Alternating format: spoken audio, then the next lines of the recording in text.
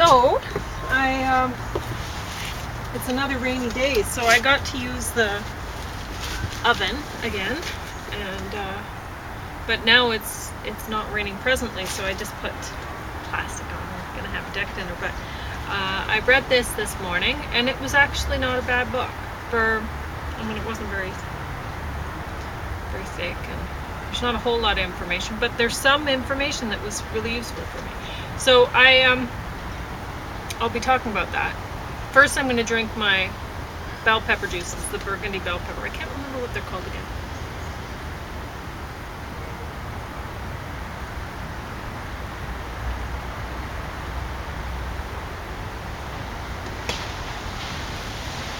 Anyway, it's not too bad.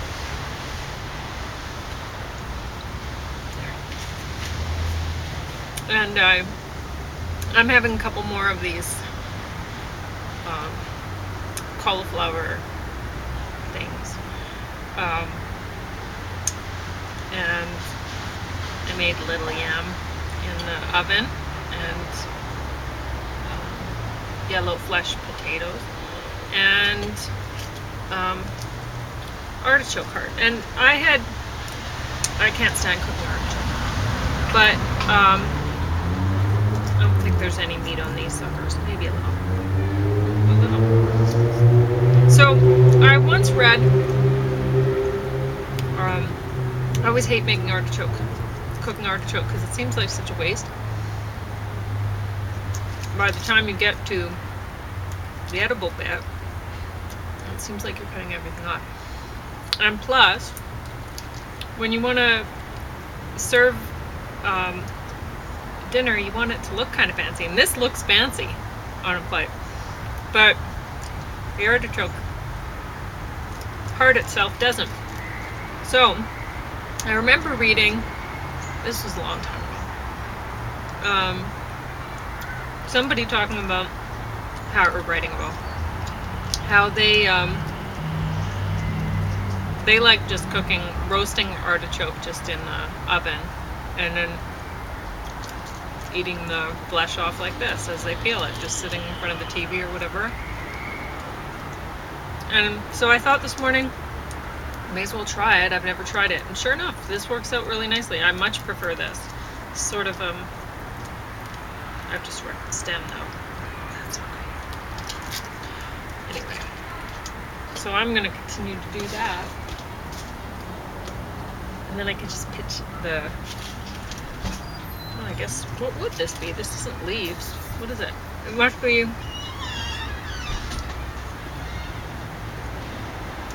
sepals, maybe?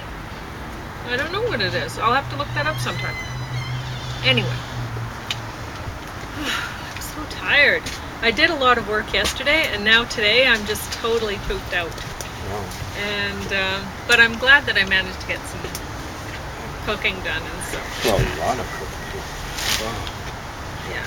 Big. So I was just mentioning, I just decided to roast these up like this and just peel it off and eat a little bit like that.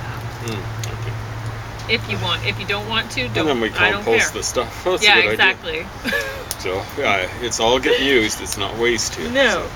It'll compost and more stuff. Maybe the garden feed will the look garden. even better. I don't know.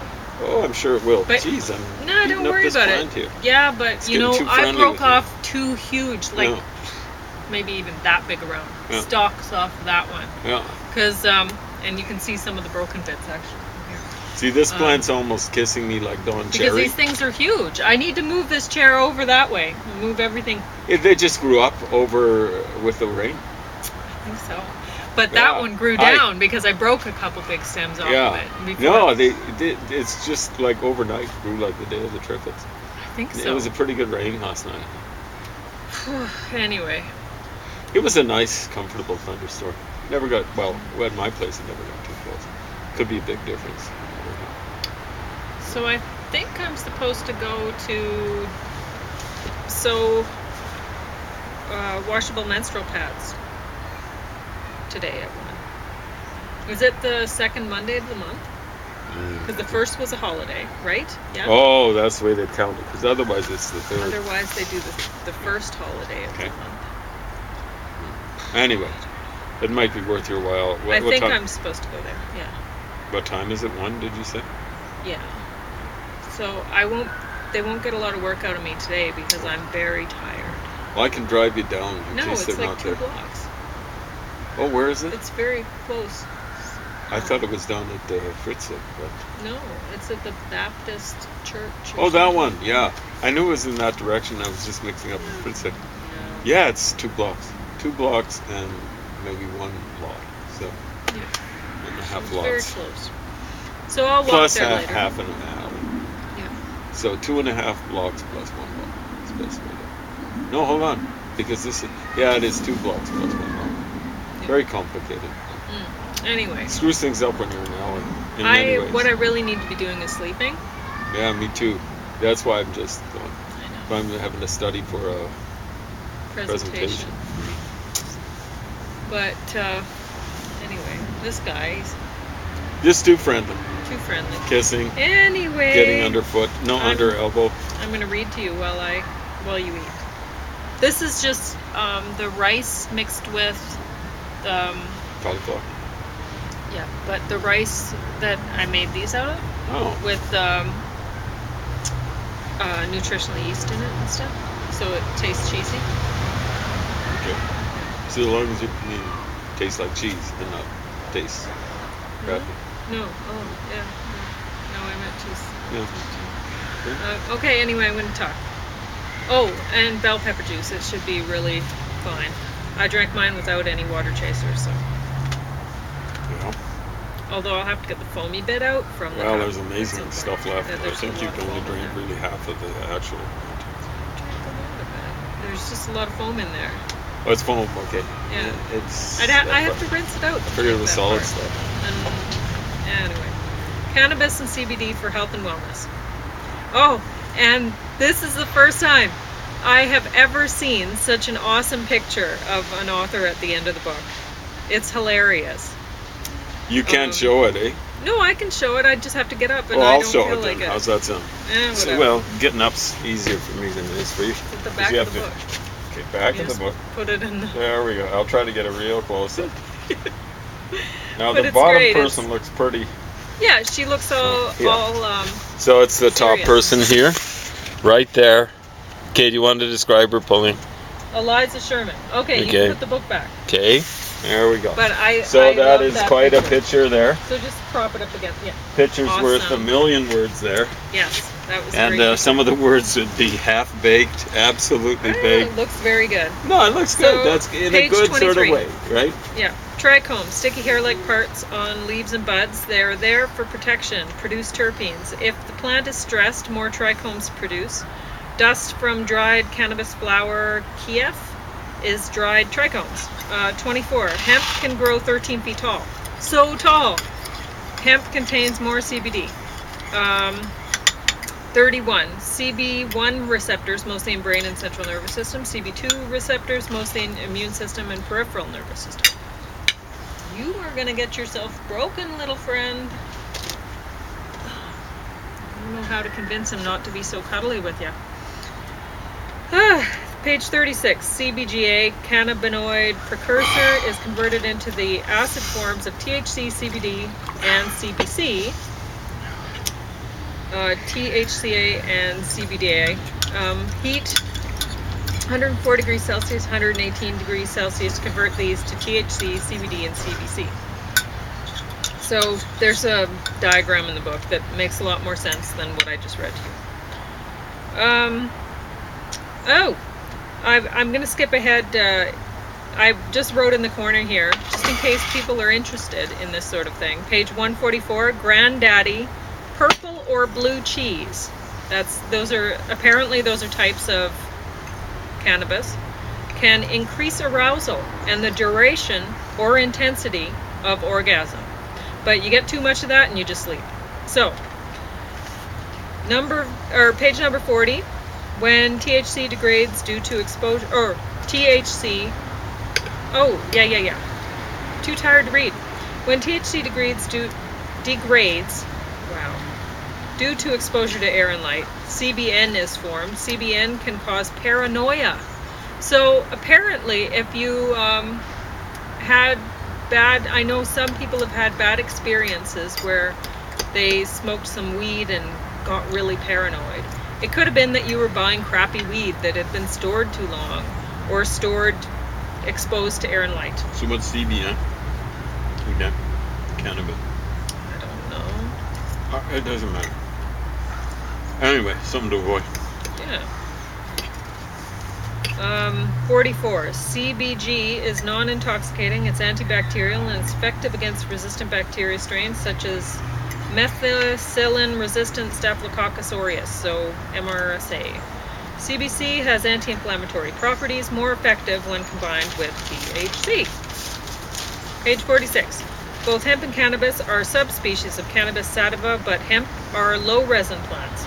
THC is formed in resin glands on buds and flowers of female cannabis plants.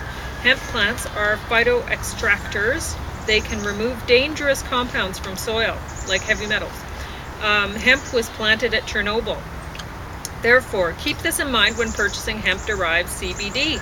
It could contain contaminants, and that could be, they just wrote hemp-derived CBD.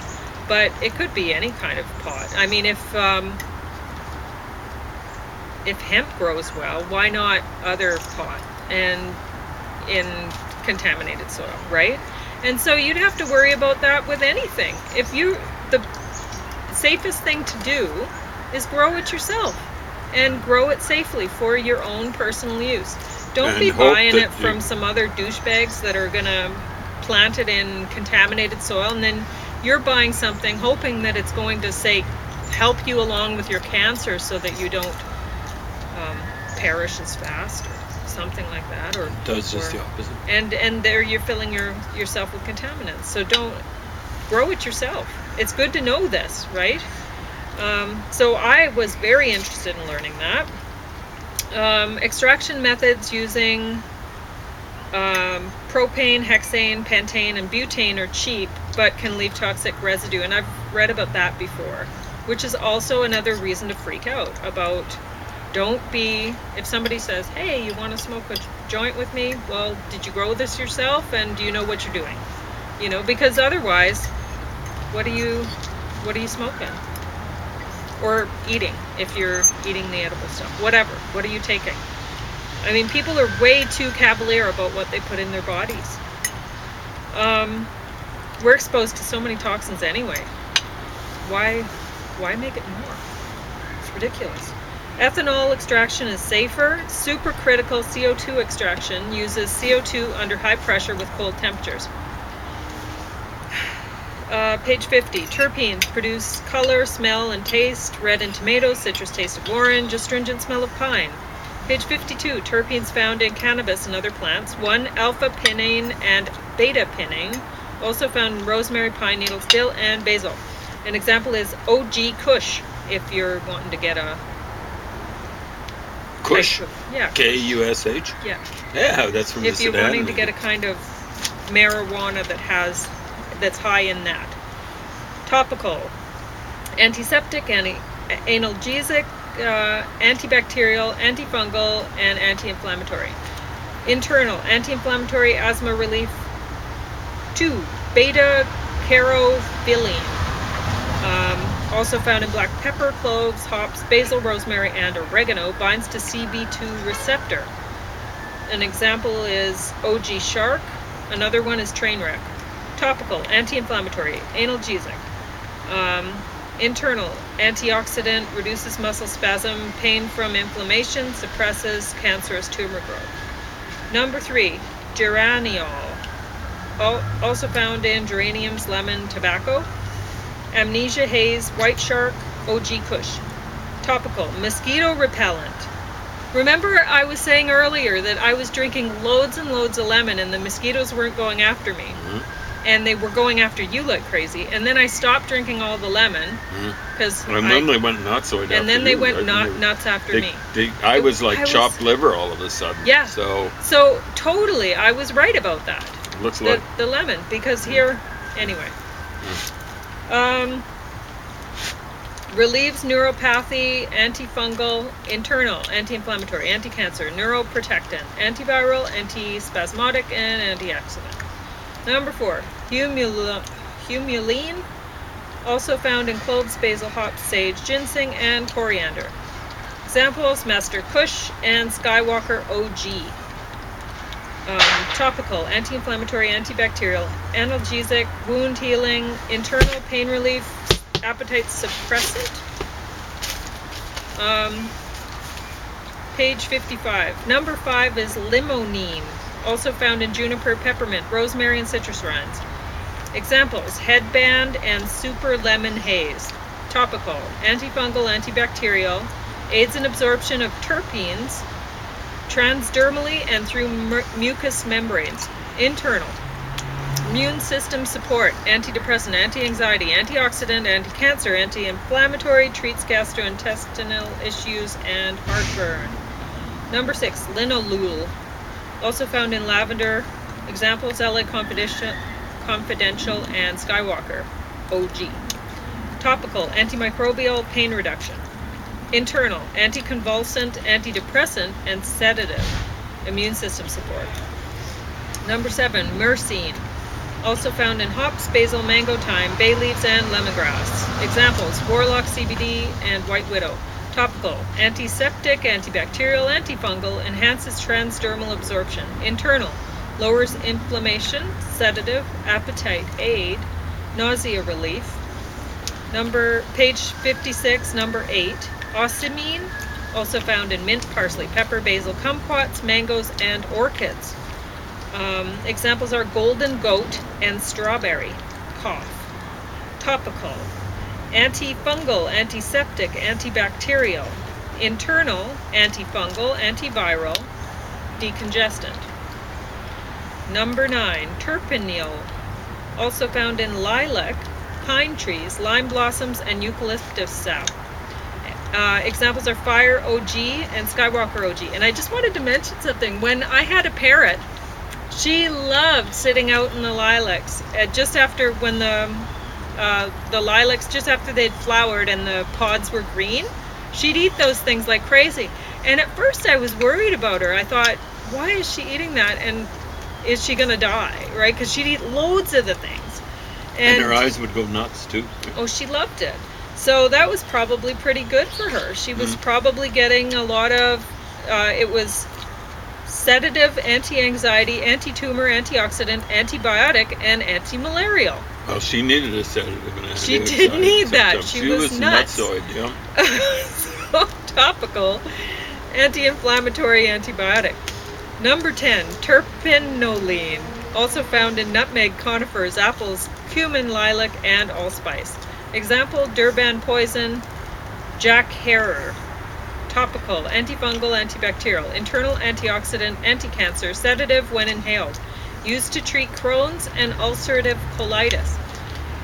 Number 11, valancine, also found in Valencia oranges. Example: Tangy and Agent Orange. Topical, mosquito and tick repellent. Internal, anti-inflammatory. So it's interesting to know those different kinds have higher or lower amounts of these other things. I find that very interesting. And that they're used for, like, if you had Crohn's, you would use the Durban poison or Jack Herer, but you wouldn't use the other ones. You know, that there's, depending on what you're treating for, you would pick a different kind. So it's good to know, right? Page 62, indica takes 8 to 12 weeks to harvest, sativa takes 10 to 16 weeks. First you remove the large fan leaves, juice for nutrients, and you don't get high off that. Number 2, then you remove the trim, that's the small leaves, to produce oils and butter for topical or edibles. Then you pick the flowers and buds to smoke. And you dry that 5 to 15 days. Page 63.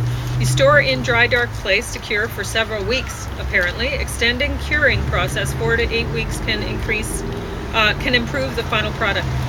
Some strains are cured for months. And I don't know anything about that sort of thing, so you'd have to look into that if you care. 67. BHO, butane hash oil, is concentrated. Honeycomb has hardened and is crumbly. Shatter is crisp and translucent. BHO can have 80% THC. The butane used to make BHO is toxic, she says. So, 68. Rick Simpson documented his recipe for his oil in 2003, I think my writing says. He claims it cured his skin cancer. He used naphtha or isopropyl alcohol for extraction. So it just gases off and you're left with clean products. So anyway, Rosen uses heat to extract, flat iron on low heat, 149 degrees Celsius, and parchment paper. How simple is that? 79. Terpenes released at various temperatures. So there's, if you look on page 79, you can find, depending on what you're wanting, what you're wanting to inhale or whatever, take, that's your temperature, your ideal temperature. And apparently you can set, there are vape pens with temperature controls. So then whatever you're using the product for, you can set the temperature and that's what you're going to get, rather than, you might not want one thing and you might want another. So anyway, page 80, dabbing. When shatter, wax, butter, or crumble is put on a hot nail or dab ring, it immediately vaporizes. The effects are fast and strong. Dabbing is ideal for acute pain or conditions which require stronger medication. Page 117. THC in cannabis 1 to 3 gel cap was too strong for insomnia treatment, but a 1 to 6 sublingual spray worked. Cannabis works for insomnia during perimenopause. High levels of estrogen inhibit GABA. GABA induces sleep, relaxes muscles, and lowers anxiety. Cannabis modulates GABA. So, interesting. Just by reading this book, just coming across this, not expecting to find this at all, it made a lot of sense to me why I was having symptoms that seemed like perimenopause symptoms in my 20s and 30s. I'm not getting any now, and my period may come. It may not, but I have no symptoms of, because I have such a healthy diet, I suppose. But back when in my 20s and 30s, or at least early 30s, like halfway through or whatever, I was consuming loads and loads of soy. So every day I was eating soy. That was where I went to for my protein needs, is soy. Like all the time. I would eat other things, other beans, but for sure I would eat soy every day. And that was making my estrogen too high. Several times a day. And so that would have been inhibiting my GABA. And explains a lot about the insomnia and stuff I was having, and anxiety problems and stuff like that, because my GABA was out of whack because I was getting too much estrogen in my body.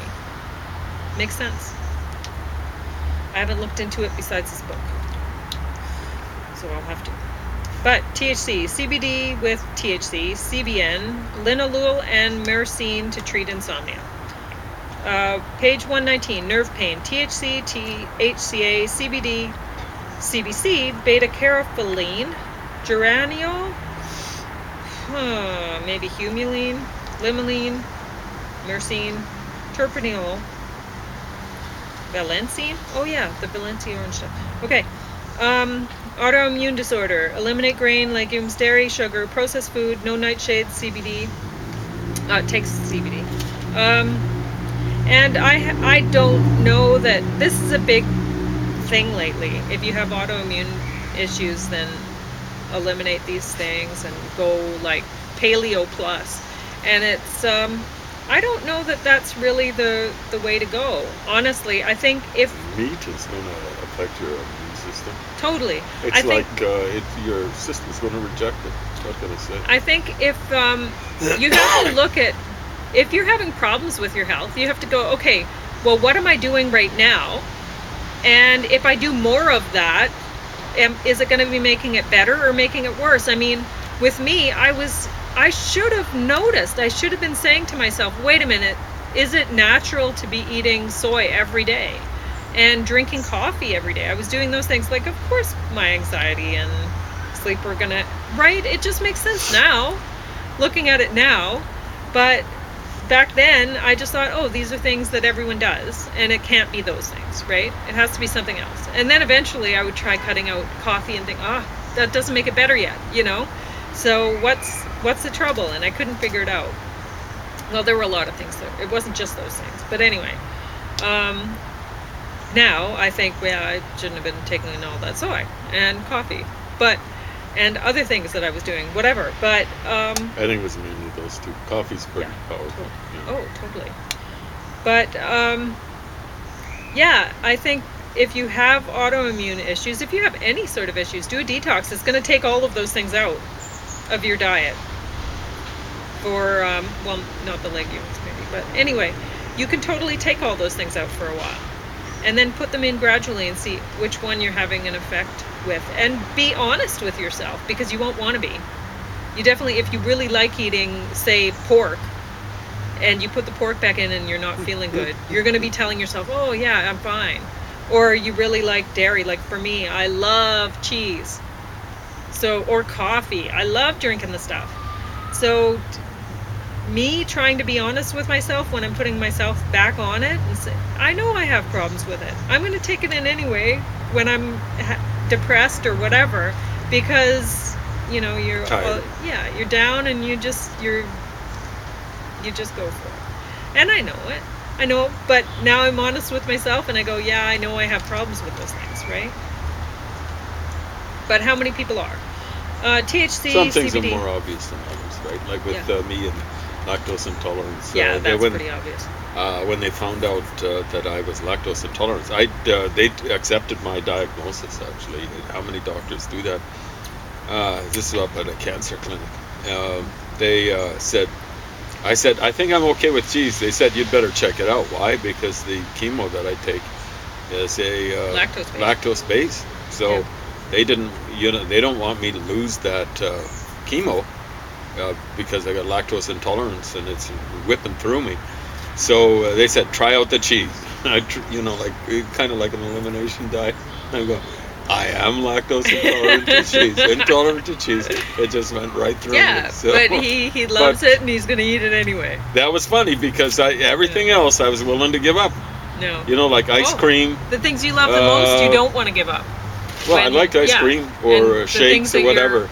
I noticed it right away. But with cheese, I was fooling myself. And I don't think it affected me as strongly. That's really delicious. Milkshakes were incredible. Like half an hour after drinking one, it was urgent. Where's the public washroom? No, but it's funny, that maybe that's why they gave people the milkshakes on or did they do that for everyone?